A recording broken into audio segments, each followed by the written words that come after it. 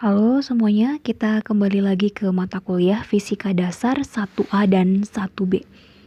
Nah, untuk pertemuan kali ini kita akan belajar mengenai momen inersia. Namun, sebelum ke momen inersia, kita cari tahu dulu apa yang dimaksud dengan benda tegar. Nah, untuk topik kali ini kita akan belajar mengenai gerak pada benda tegar tersebut, yaitu gerak rotasi. Kemudian lanjut yang disebut dengan momen inersia. Nah, nanti di akhir akan ada yang disebut dengan kesetimbangan benda tegar. Apa itu dengan yang dimaksud dengan benda tegar? Jadi benda tegar itu merupakan syaratnya yang pertama adalah dikatakan benda tegar jika jarak antar titik dalam benda tersebut tidak berubah atau kumpulan benda titik dengan bentuk yang tetap. Kemudian syaratnya yang kedua, bentuk benda tetap walau dikenai gaya. Jadi misalkan meskipun diberikan gaya tekan dan gaya gesek, bentuk bendanya itu selalu tetap. Nah, di sini ada contoh bendanya itu adalah plastisin. Jika kita lihat terhadap syarat-syarat benda tegar, jarak antar titik dalam benda tersebut tidak berubah. Jadi syarat pertama betul, dia tidak berubah, apalagi alasannya adalah dia adalah benda padat. Syarat yang kedua, bentuk benda tetap walau dikenai gaya. Nah, kalau plastisin kita lihat di sini itu gampang dibentuk. Jadi syarat yang kedua itu adalah dia berubah bentuk jika diberikan gaya. Berarti kesimpulannya dia bukan benda tegar. Contoh yang kedua adalah kita di sini ada gambar bola yang terbuat dari logam. Syarat yang pertama, jarak antar titik dalam benda tersebut tidak berubah. Betul, berhubung dia benda padat. Kemudian yang kedua, jika diberikan gaya tekan atau gaya gesek, bentuk benda tetap. Betul, jadi kesimpulannya bola silinder merupakan benda tegar.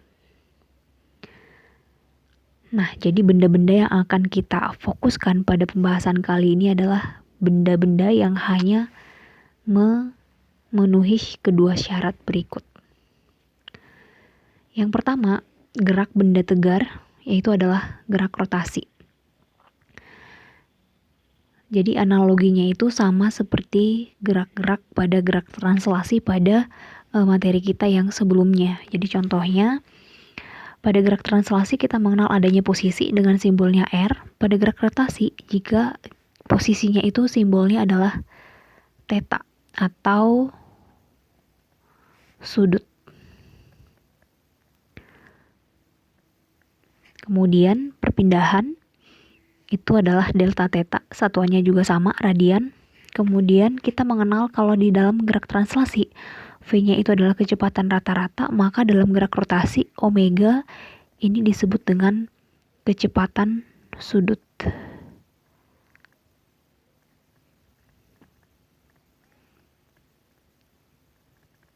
Ini konsepnya sama dengan gerak melingkar. Satuannya adalah radian per sekon. Kemudian kita mengenal adanya A atau percepatan rata-rata pada gerak translasi. Dalam gerak rotasi kita mengenal adanya percepatan sudut atau yang disebut dengan alfa.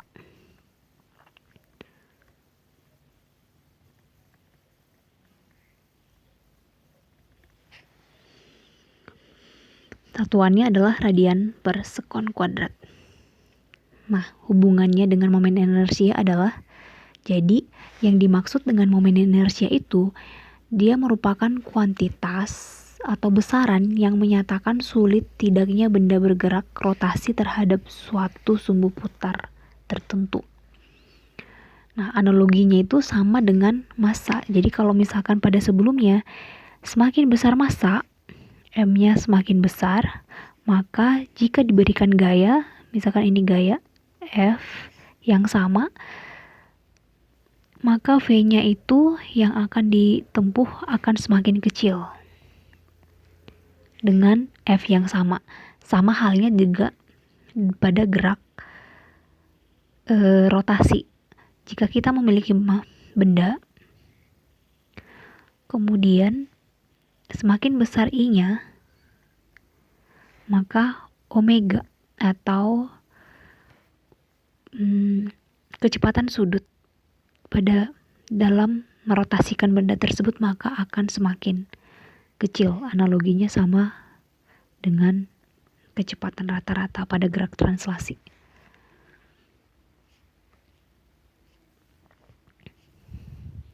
Nah, jadi intinya adalah dari kasus yang tadi, momen inersia ini hanya akan terjadi pada gerakan benda yang bergerak rotasi.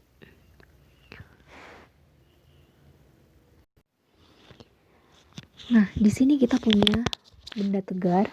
Jadi ini adalah benda tegarnya.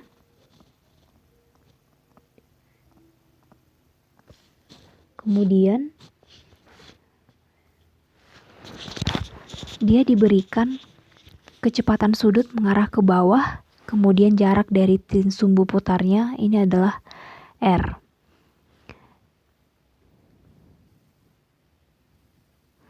Jika kita hubungkan dengan kecepatan translasi, analoginya yang sebelumnya, jadi kalau misalkan benda tersebut diputar, maka posisinya akan berada di sini, posisi yang kedua.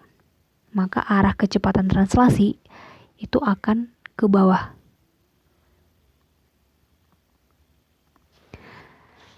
Jadi kecepatan translasi ini akan sebanding dengan omega dikalikan dengan R-nya atau jarak benda dengan sumbunya.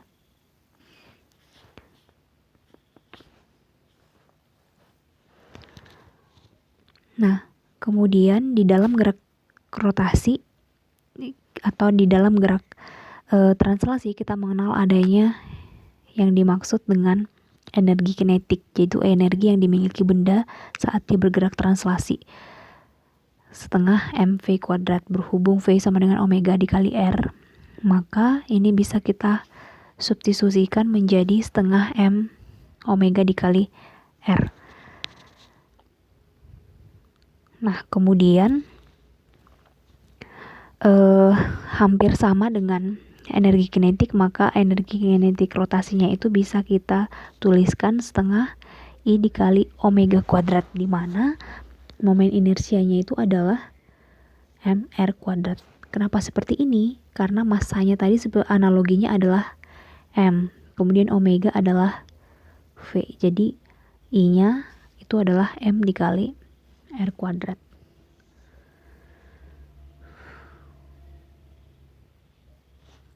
Nah, di sini ada 3 sistem atau 3 benda titik. Kenapa disebut dengan benda titik? Karena berada di luar dari sumbu putarnya. Jadi ini adalah sumbu putar. Dan ketiga benda tersebut berada di luar sumbu putar tersebut. Jika ditanyakan momen inersia, maka I-nya kita mencari masing-masing momen inersia dari benda titik itu. Jadi I1 sama dengan M1 dikali R kuadrat, di mana R1-nya itu adalah jarak dari benda 1 dengan si sumbu putarnya. Demikian seterusnya sampai dapat I totalnya itu adalah penjumlahan masing-masing si momen inersia benda titik.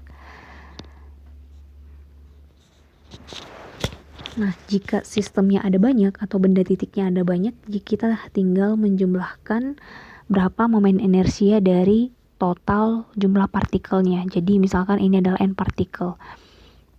Jadi perlu diingat di sini, ini hanya untuk yang benda titik, yaitu benda yang sumbu putarnya berada di luar benda tersebut.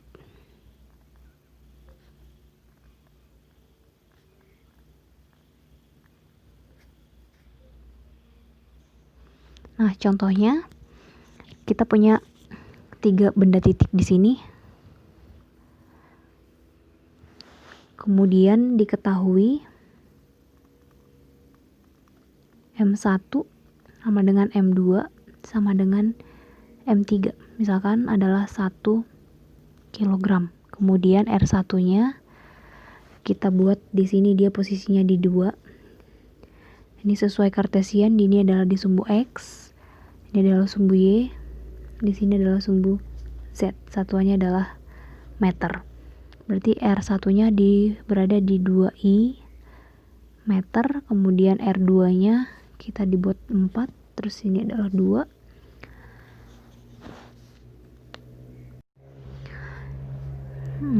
I meter, kemudian R3-nya adalah 2K meter. Nah, ditanyakan momen inersia totalnya. Berarti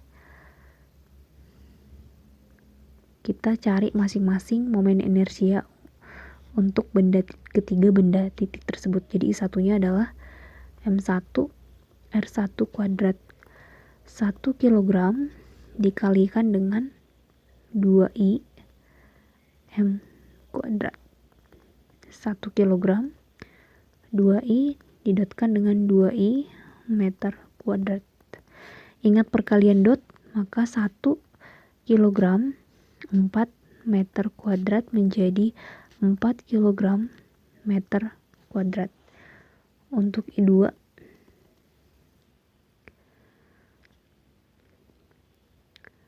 M2 R2 kuadrat sama dengan 1 kilogram dikalikan dengan 4I M kuadrat menjadi 16 kilogram meter kuadrat. Kemudian untuk I3 M3 R3 kuadrat maka sama dengan 1 kilogram. Ini 2K M kuadrat menjadi 4 kilogram meter kuadrat. Nah, maka I totalnya sama dengan 4 ditambah 16, 20, 24 kilogram meter kuadrat. Nah, bagaimana dengan momen inersia benda kontinu? Jadi pengertian dari benda kontinu itu adalah kumpulan dari benda titik. Tapi ada syaratnya. Jadi misalkan jika pada sebelumnya benda titik kita itu adalah dipisahkan oleh jarak seperti ini belum disebut dengan benda kontinu. Disebut dengan benda kontinu jika antar benda titik tersebut sangat rapat. Sampai kita tidak mengetahui berapa M1, berapa M2, dan berapa M3 dan seterusnya saking rapatnya. Nah, untuk mencari momen inersia benda kontinu, kita menggunakan pengertian integral karena saking rapatnya yang tadi. Penjumlahannya itu menggunakan integral di mana dm itu adalah elemen massa, kemudian r-nya itu adalah jarak elemen massa dengan sumbu putar. Nah, untuk batas integralnya sendiri itu adalah bergantung terhadap sumbu putarnya.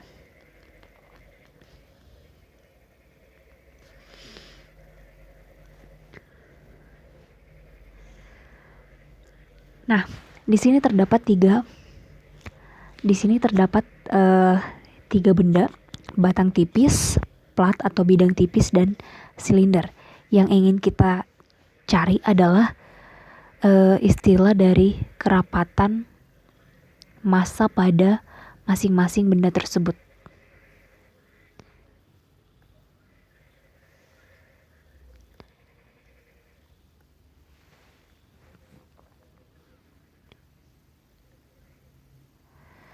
Jadi kalau misalkan jika bendanya itu hanya memiliki panjang atau ketebalannya itu diabaikan, maka kerapatan massanya istilahnya adalah lambda. Dimana lambdanya itu M per L. Sedangkan jika dia selain memiliki panjang, ternyata lebarnya juga diperhitungkan. Misalkan ini adalah Y, maka kita menggunakan istilah sigma. Sigma sama dengan M per A, di mana A-nya itu adalah L dikalikan dengan Y. Jika dia memiliki volume seperti silinder ini, maka istilahnya adalah rho. Rho sama dengan M per volume, yaitu M per luas alas dikalikan dengan tinggi.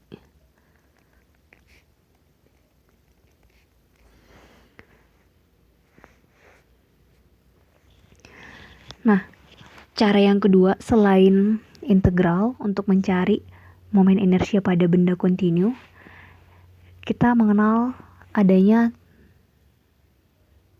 tabel, atau kita tinggal menggunakan momen inersia yang telah dicari yang terdapat pada tabel berikut. Nah, kesimpulan di sini adalah ini terbatas. Jadi ini hanya terbatas jika sumbu putarnya itu adalah berada di pusat massanya. Jadi semuanya itu berada di pusat massa, baik itu di sentral aksis atau di sentral diameter.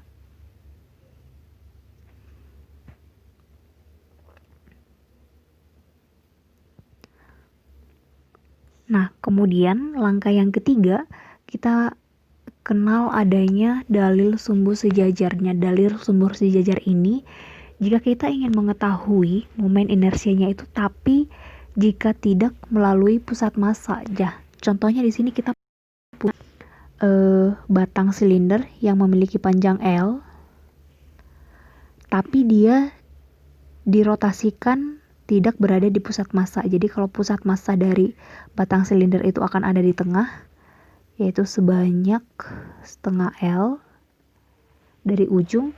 Nah, dia itu berada di sini. Jadi kita buatlah dia di sepertiga L misalkan.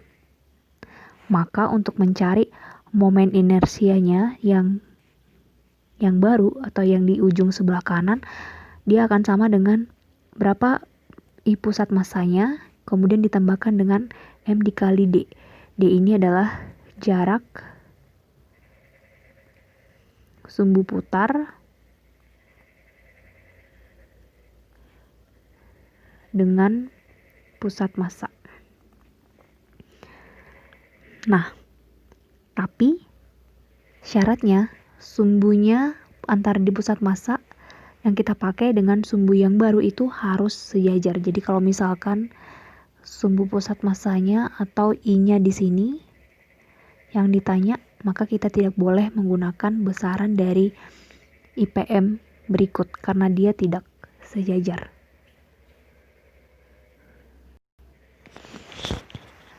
Nah, sebagai latihan, jadi misalkan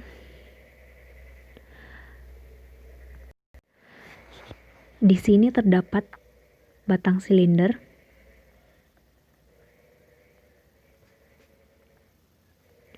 Kemudian panjangnya adalah L. Ini adalah IPM atau momen inersia di pusat massa. Nah, yang ditanyakan adalah berapakah I-nya jika dia dirotasikan di ujung.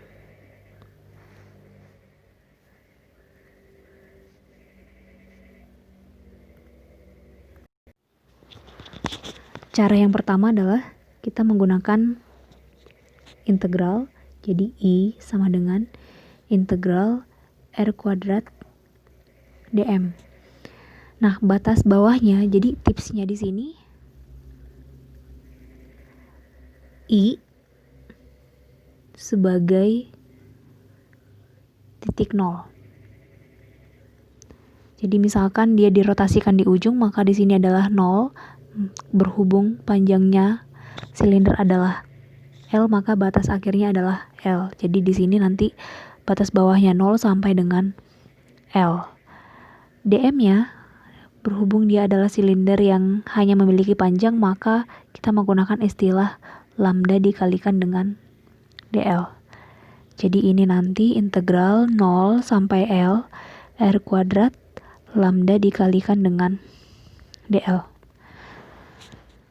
Lambda konstan, integral 0 L R kuadrat, berhubung L-nya adalah elemen panjang, berarti elemen panjang itu akan tersebar merata pada elemen massa akan tersebar merata pada DL. Ini bisa kita ubah menjadi DR. Istilahnya adalah sama. Ini integralkan menjadi 1/3 R pangkat 3. Batasnya adalah L ke 0. Dapatlah lambda itu adalah M per L 1/3 L pangkat 3 dikurang 0 menjadi 1/3 M L pangkat 2.